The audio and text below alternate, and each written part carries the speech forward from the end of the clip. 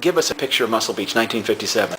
Well, it was just a place to work out. It was there and it was busy. It was all the time ongoing. You had, a steady bunch of guys, and then you'd get people who come to visit and so on. And on the weekends, it was almost always a show if the weather was halfway decent, because you had, for example, just if you could get the picture, you had the Santa Monica Pier. And then right south of it, you had the volleyball courts going, and then just south of them, almost touching each other, you had the balances. On the platform?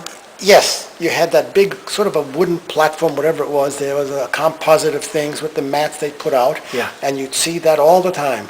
And they would be just doing it. It went on, as you've seen in the pictures. And then just south of that, just a little stone's throw, literally, you had the platform.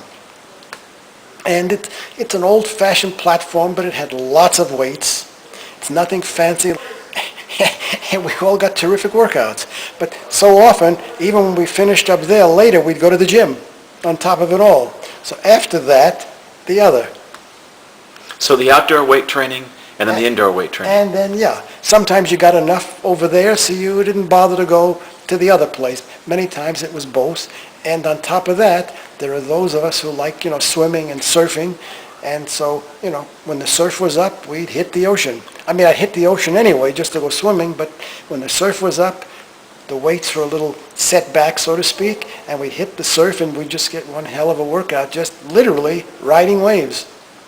Fine. Wait, was it heavy training, humor, camaraderie? There was a camaraderie, number one.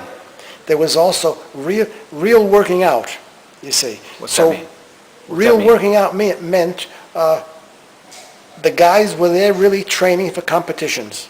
And even when they weren't training for competitions, they were training like they were training for competitions, you see. So, for example, you always worked out heavy. I worked out heavy down there. Kazuski worked out heavy. When Malcolm was there, he worked out heavy. Everybody worked out like maximum. It wasn't like, you didn't have the machinery of today. So if you wanted to do a curl, you grab a pair of dumbbells or you grab the bar. That was it. Most of the time I just did chins. Those of us who were strong enough to chin, you just chinned. And if you wanted to make it heavier, you'd put a weight between your legs or something to that effect. Okay. Dips were the same thing. There was nothing fancy. You had a bench to do bench presses. What about the sled? Do you remember? That was just a little extra. A few of the guys. The sled was kind of like a construction of wood, like kind of a rectangular piece of wood. Oh, I'd say maybe a yard long, and maybe like half the same in width. And it was maybe a couple of inches thick.